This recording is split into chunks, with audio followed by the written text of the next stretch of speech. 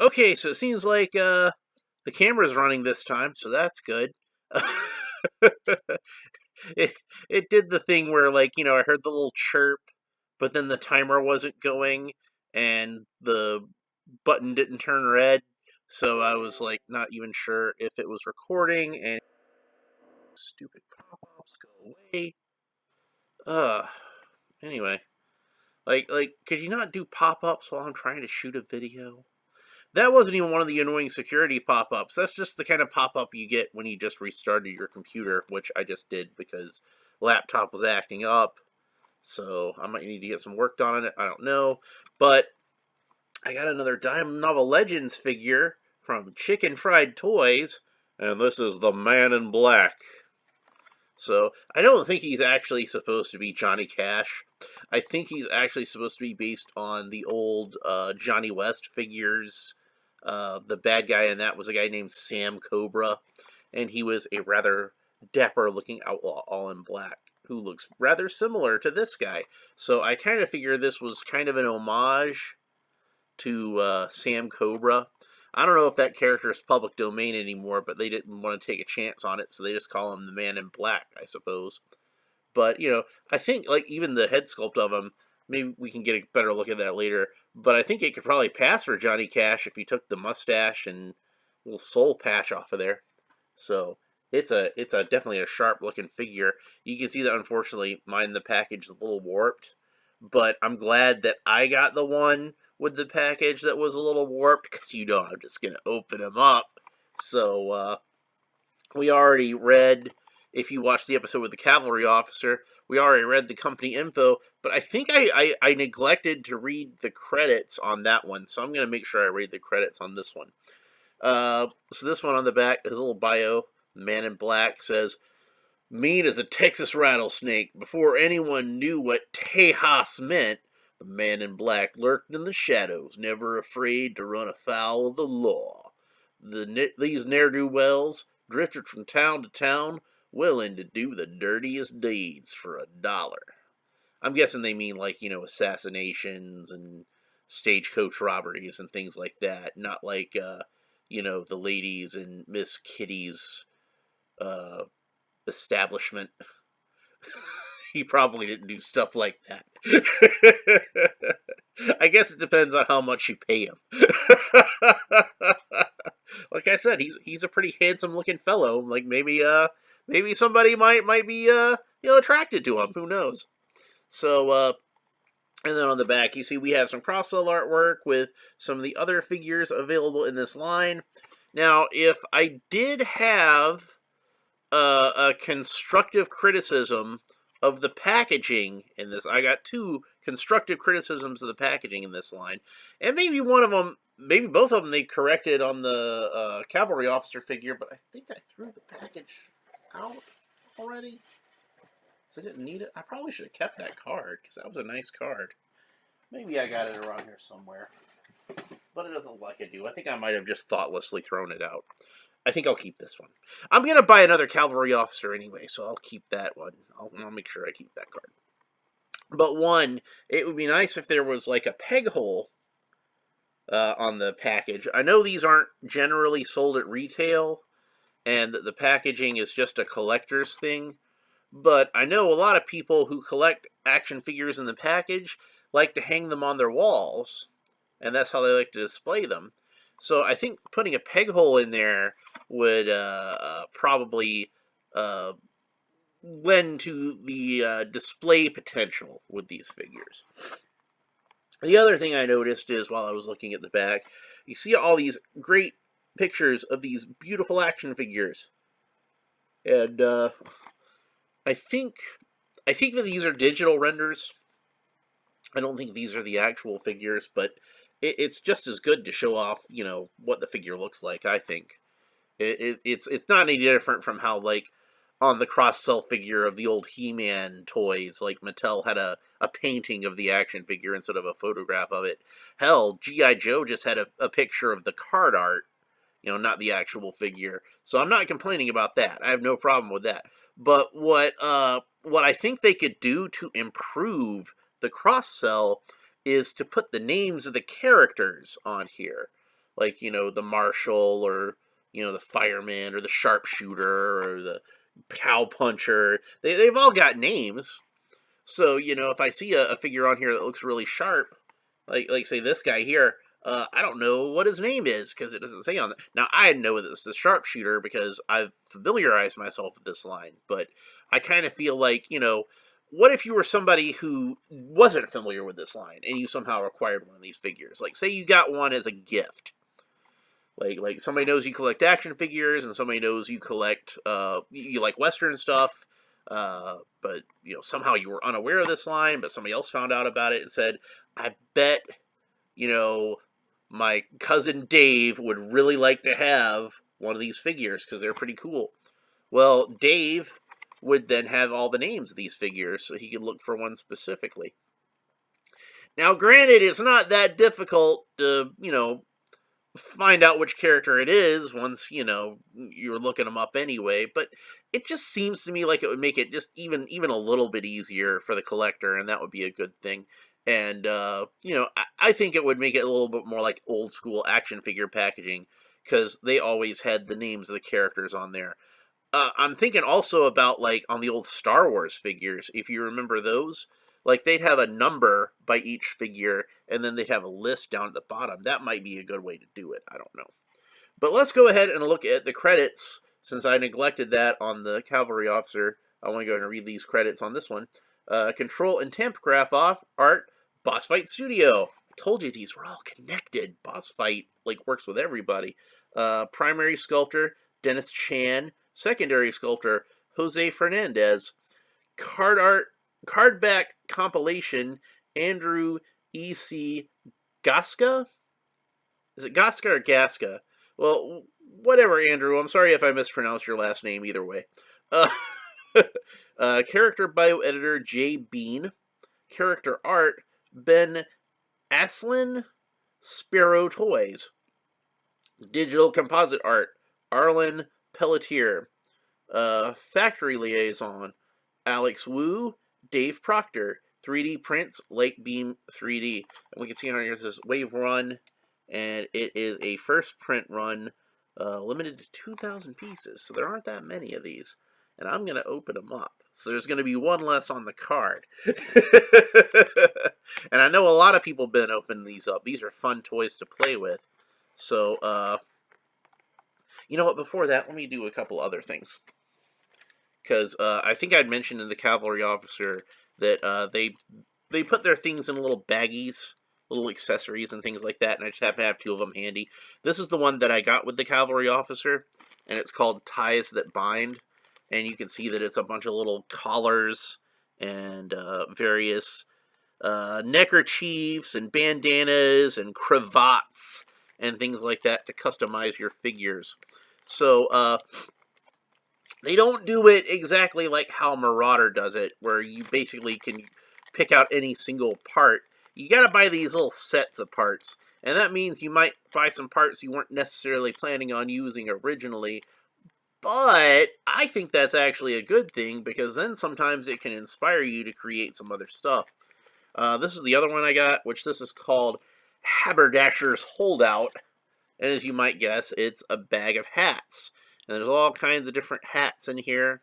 There's like a cavalry officer cap, and kind of I think this is the same hat that I used on my Lone Ranger figure, but in a slightly lighter tan with a brown band.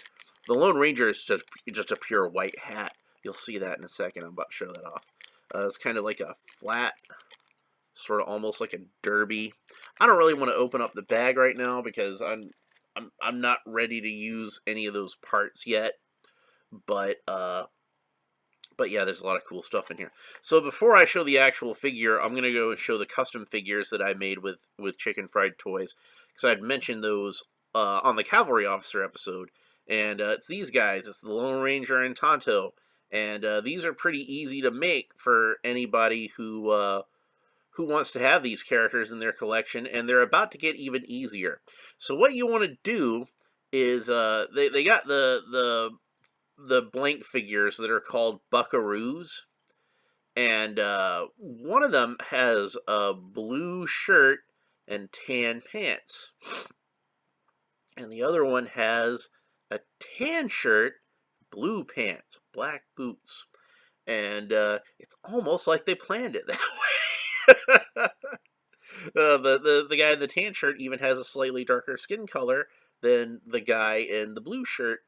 And the tan actually does work really well with the Marauder skin tone that they call dark tan. So they have two different hands. They have dark tan and they have light tan. And dark tan is more for like if you wanted to do a character that was like Hispanic or Latino or in this case Native American. So the skin color matches up exactly. So the head that I wound up using on this one is this is the head they call Theo from Marauder, and I just scraped off his beard and mustache, which is a lot easier said than done. So, and then I took a Marauder bandana, and that's how I made that head. And this piece is off of a Fortnite figure. I forget the name of that character. Calamity. It's Calamity. That's who it is. So I bought one of those at Ross for like $3. It was marked down even at Ross, and I was able to remove that piece and put it onto Tonto here, and that made him look a little more like traditional Native American kind of character. This loincloth is soft goods fabric, cut it out myself. It's just literally just like a little strip of fabric, and I snipped a little hole in the middle, and you see where the figures fit together at the waist. I just kind of put it in the middle, fit the little hole around the little peg, and that's how that all fits together, and his belt holds it down. And then you can see he's got a cross draw 6-shooter over here and a knife over here, which has got lots of cool fringe on it. And the belt came from one of those sets. So that's how I made my Tonto, and he turned out pretty well. I was really happy with him. And then the Lone Ranger, like I said, he's mostly uses that same buckaroo. I just swapped out the legs on him. So like I said, I got a solid tan figure and a solid blue figure. This is one of the Boot Hill loot sets that I use mostly on him, where I got the hat and the bandana and the bib front for the shirt. All of that came in the same set, and then I bought the gun belt and the 6-shooters. That's a completely other set. So I keep having to buy all these sets to put him together, but he turned out really cool when I got him done. The head for this one, I'll try to stabilize that a little bit more. The head for this one is Marauder, and that's just like the standard trooper head. Did I glue his hat on? I didn't glue his hat on, so we can get a better look at that. It's a standard trooper head, and I kind of feel like once I painted the mask on there myself, it looked a lot more like Clayton Moore, which is what I was going for. That's the best Lone Ranger is Clayton Moore. So, and then the hands I used Marauder black gloved hands, because I wanted him to have that black glove sort of look. And you can see he's got spurs on the boots here, really cool. Tonto's got kind of standard boots because that's what came on that figure. But they've got some more Native American characters coming out, and I'm looking forward to getting some more kind of moccasin type shoes for him. So that'll be pretty cool. So anyway, this is getting to be a pretty long video because it's already like 13 minutes long. But I wanted to show these off, and these were like the first figures I got from Chicken Fried Toys. I wasn't really doing these videos yet, so I didn't do any kind of video talking about them, but it would have been an unboxing anyway, because it would have been more of an unbagging, because they all came in little baggies, all the parts that I used. And unfortunately, I lost the little peg that's supposed to fit into Tonto's back to cover his screw. But, whatever, it's okay. But yeah, that's kind of the core of my Western collection, is these guys, because those were my childhood heroes. So this guy I bought, to be one of the villains, obviously. And at 14 minutes and 40 seconds into this video, I'm finally going to unbox it in this unboxing video. Alright, so we got Sam off of his card. Kind of tore a little bit there. Mostly came off pretty easily. I don't want to say it wasn't on there very well, because I think it was, but now he's got a base just like what the cavalry officer came with, but the cavalry officer is more sort of orange.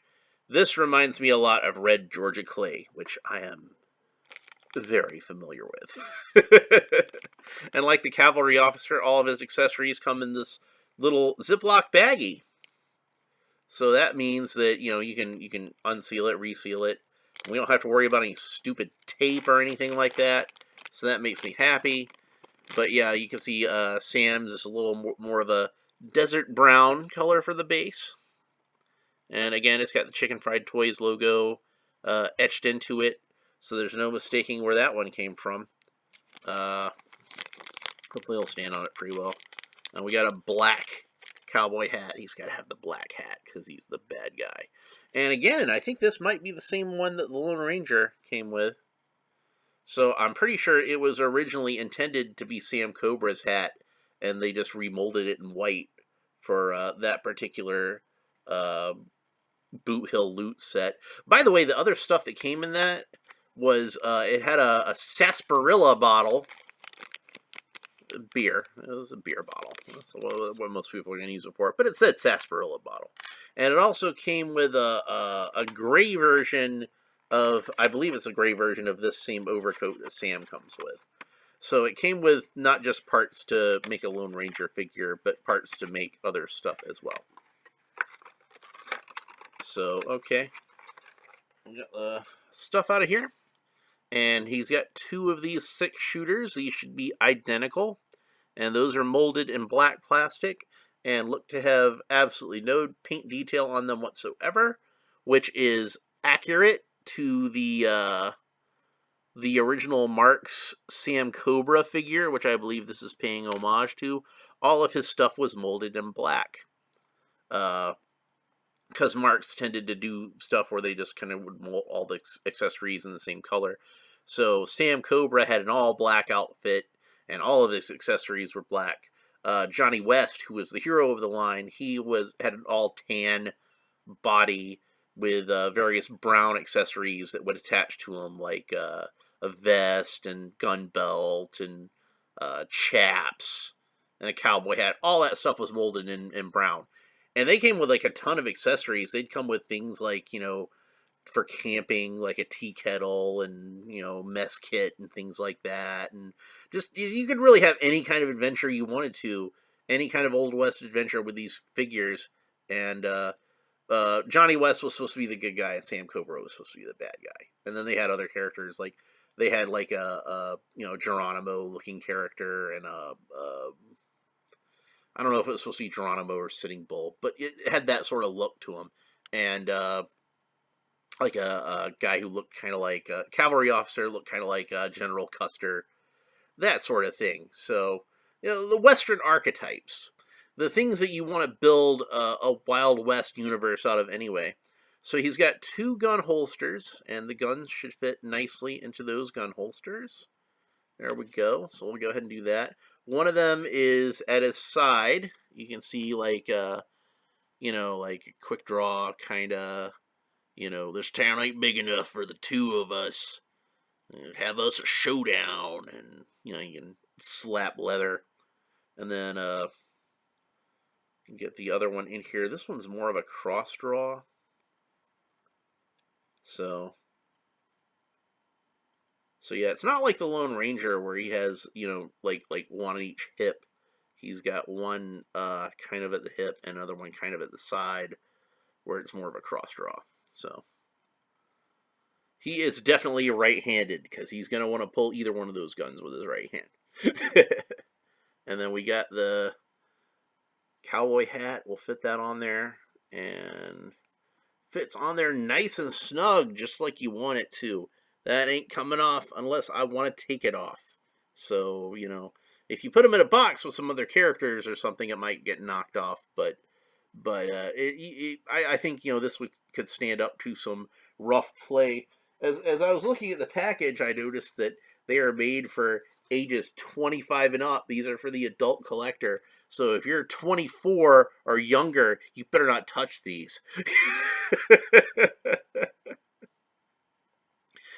don't know though. I kind of feel like he's sturdy enough a kid could play with him, especially like an older kid, like 10 or 11 could probably you know, younger kids maybe with some supervision.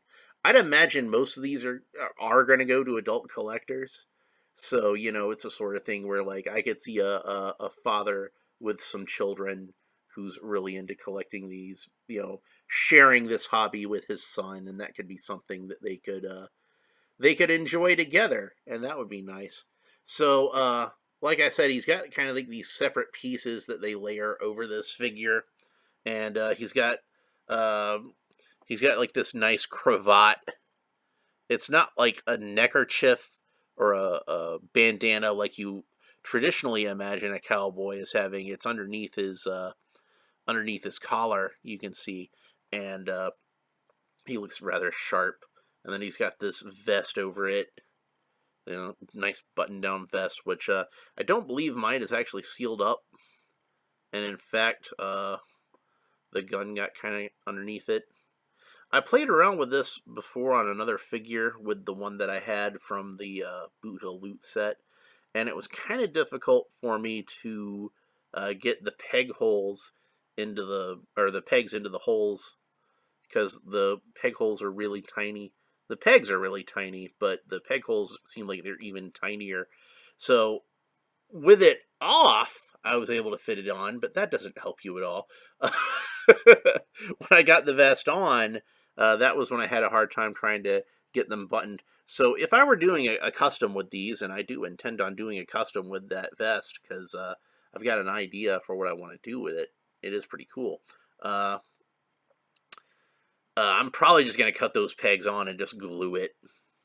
I think that's probably the best way to customize it. So we already looked at the gun belt.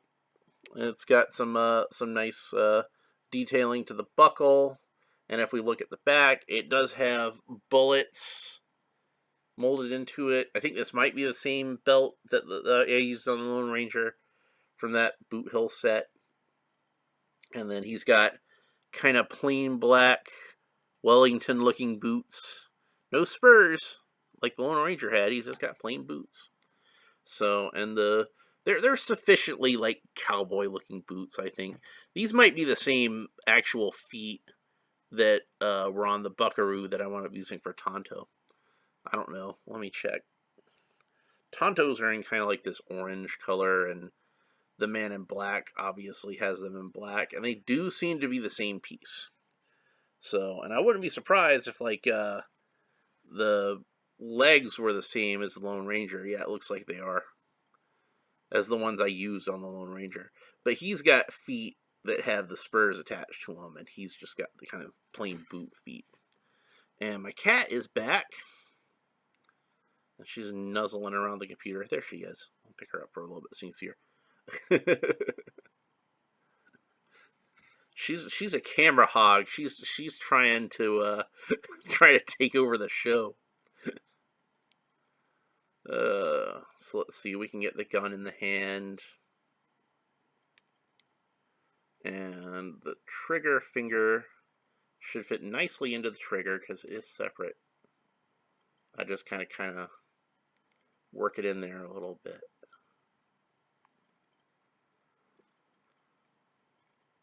I remember when I was a kid and I would play with Star Wars figures, and they just kind of have like this simple claw hand, and you just kind of squeeze the accessories in here. And now we've got to the point where we have action figures with actual trigger fingers that we can fit into the triggers of the guns. Like the first Lone Ranger figures I had were the ones for the movie The Legend of the Lone Ranger that came out in like 1980. And I was kind of astounded with those figures had actual holsters that could hold their weapons. And that was a new thing. And I wished that had become more of a standard thing at that time, but those were really ahead of their time, I guess. And I accidentally popped his belt open. That's something you want to be careful about with these figures. Is I kind of find that the belts open rather easily. I usually wind up gluing those. So It hasn't come apart on the cavalry officer, so I guess they might have fixed that, but this is still like an early belt. I'm going to leave it undone for now, because I'm going to probably take the whole figure apart to fit it in there. But I just kind of wanted to show how well he holds his gun, even though it took me a minute to get it in there. But he got the trigger finger in the trigger, and it looks good. So he's a bad man.